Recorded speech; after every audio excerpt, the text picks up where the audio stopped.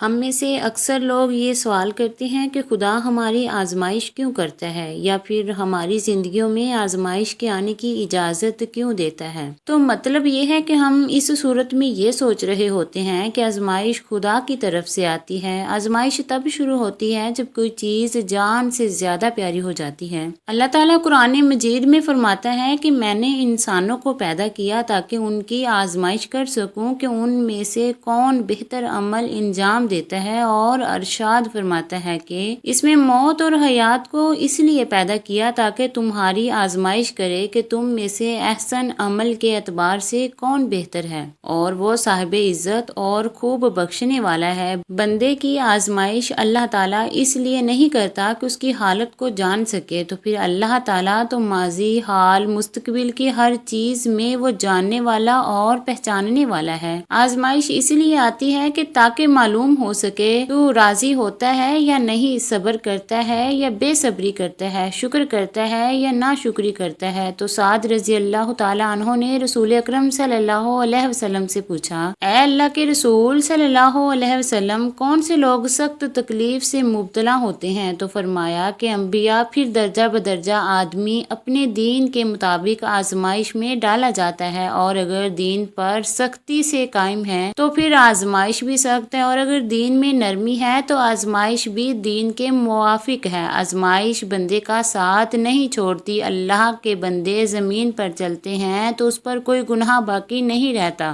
آزمائش کا راز یہ ہے کہ آزمائش نعمت کے مد مقابل ہے۔ جس پر اللہ تعالیٰ کی نعمت زیادہ ہوگی اس کی آزمائش بھی بڑی ہوگی، اور جس کی آزمائش بڑی ہوگی وہ اللہ کی طرف سے رجوع اور عاجزی بھی زیادہ کرے گا۔ ابن جوزی رحمۃ اللہ علیہ کا قول ہے کہ کوئی جس کے اٹھانے کی طاقت رکھتا ہے اسے اٹھاتا ہے، اور ضعیف پر نرمی کی جاتی ہے، مگر جب بھی مبتلا ہونے والے کو اللہ کی معرفت ہوگی تو آزمائش آسان اور نرم ہو جائے گی۔ ان میں سے سب سے بڑا درجہ اس بندے کا ہے جو آزمائش کے مالک کو اپنی بادشاہی میں خیال کر کے تسلیم کرنے اور اعتراض نہ کرے، اور اس سے بڑا درجہ اس کا ہے جسے محبت آزمائش کی خاتمے کی دعا سے لاپرواہ کر دے، اور انتہائی درجے کا اعلیٰ انسان وہ ہے جو آزمائش سے لذت محسوس کرے، کیونکہ یہ احتیاطاً پیدا ہوتی ہے۔ دنیا کی یہ جتنی بڑی آزمائش ہو وہ جنت کے برابر بھی نہیں۔ تو یاد رکھیں، صرف زبانی دعوے سے ایمان کے مرتبے کا اصول آسان نہیں ہوتا، بلکہ اس کے لیے امتحان اور آزمائش ضروری ہے، جیسا کہ اس مقام پر اللہ تعالیٰ قرآن میں فرماتا ہے، کیا لوگوں نے یہ گمان کر رکھا ہے کہ ان پہ صرف اس دعوے پر کہ ہم ایمان لائے ہم نے انہیں بغیر آزمائے ہی چھوڑ دیں گے؟ ان سے اگلوں کو بھی ہم نے خوب جانچا، یقیناً اللہ تعالیٰ انہیں بھی جانچ لے گا جو سچ کہتے ہیں، اور انہیں بھی معلوم کرے گا جو جھوٹے ہیں۔ رسول اللہ صلی اللہ علیہ وسلم نے فرمایا کہ بڑے ثواب بڑی آزمائش کے ساتھ ہیں۔ بلا شبہ اللہ جب کسی قوم سے محبت کرتا ہے تو ان کو کسی آزمائش میں ڈال دیتا ہے۔ جو اس آزمائش پر راضی ہوا، اللہ کے بارے میں غلط گمان نہ رکھا تو اس کے لیے راضی ہے، اور جو آزمائش پر ناراض ہوا، صبر کی بجائے غلط شکوے اور گمان کیے تو اس کے لیے ناراضگی ہے۔ وہ انسان جسے اللہ مختلف مصائب اور آزمائش میں مبتلا کرے تو انا للہ و انا الیہ راجعون پڑھے اور صبر سے کام لے، اور آزمائش کے باوجود اللہ تعالیٰ کے متعلق غلط گمان رکھتا ہی نہیں، بلکہ ایک خوشنودی اور مصیبت کے مطابق ثواب کا مستحق ٹھہرتا ہے۔ اللہ تعالیٰ اپنے بندوں پر آزمائش ناراضگی کی وجہ سے نہیں ڈالتا، بلکہ یا تو وہ مکروہ چیز کو دور کرنے کے لیے، یا گناہوں کے کفارے کے لیے، یا مرتبہ کرنے کے لیے آزماتا ہے، اور بندہ جب اسے خوشی خوشی قبول کر لیتا ہے تو یہ مقصد بھی حاصل ہو جاتا ہے۔ حضرت محمد صلی اللہ علیہ وسلم فرماتے ہیں کہ مسلمان کو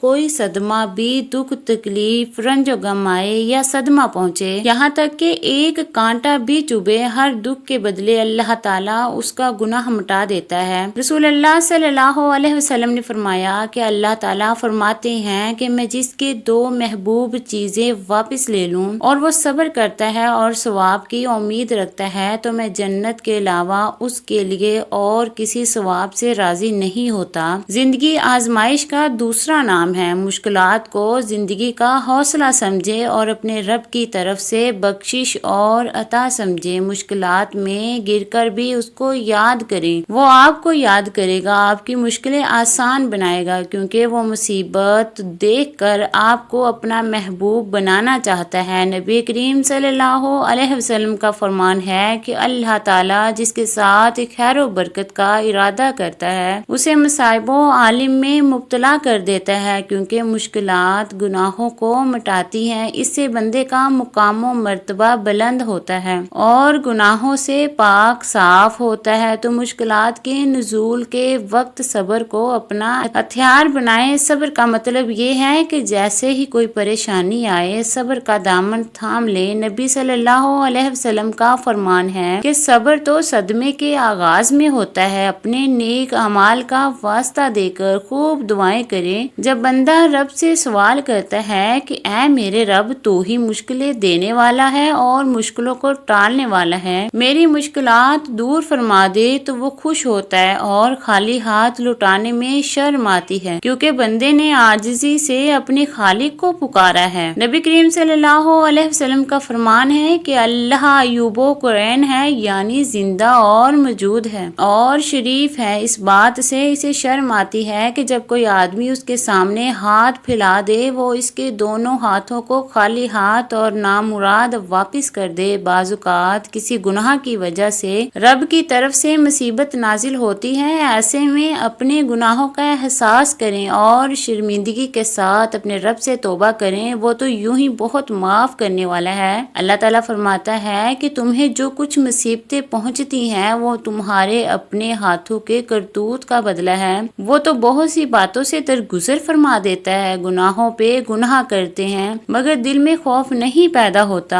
فرائض و واجبات ترک کرنے سے کوئی خوف نہیں آتا کہ اللہ سے خوف کھانے پہ وہ مشکلات میں بھی ہماری مدد کرتا ہے۔ اللہ تعالیٰ کا فرمان ہے کہ جو اللہ سے ڈرتا ہے اللہ اس کے لیے چھٹکارے کی شکل نکال دیتا ہے۔ دل کے اندھیرے اللہ کے ذکر، اس کی یاد، بندگی، تلاوت اور تکلیف سے دور کریں، اس میں سکون پیدا کریں۔ جب تک دل اللہ کی یاد سے غافل ہوگا اس میں سکون نہیں ہوگا، زندگی مشکل اور دشوار نظر آئے گی۔ دل کے سکون کے بعد کائنات کی ہر مشکل چھوٹی ہو جائے گی۔ اللہ تعالیٰ فرماتا ہے جو لوگ ایمان لائے ان کے دل اللہ کے ذکر سے اطمینان حاصل کرتے ہیں۔ یاد رکھو اللہ کے ذکر سے سکون دلوں کو تسلی حاصل ہوتی ہے۔ رب کی طرف لوٹ جائیے اور رب معافی مانگنے والوں کے سارے گناہ معاف کر دیتا ہے۔ بے شک اللہ کریم کی رحمت اس کے غضب پر غالب ہے، وہ بہت معاف کرنے والا، بخشنے والا اور توبہ قبول کرنے والا ہے۔ یا اللہ ہم سب کو اپنی خصوصی امان و حصار میں رکھنا اور ہم سب کو آسانیاں عطا فرما، آمین۔ ناظرین اگر آپ کو یہ ویڈیو اچھی لگی ہے تو سبسکرائب کر لیں تاکہ آنے والی نئی ویڈیو بر وقت آپ تک پہنچ سکے۔ جزاک اللہ۔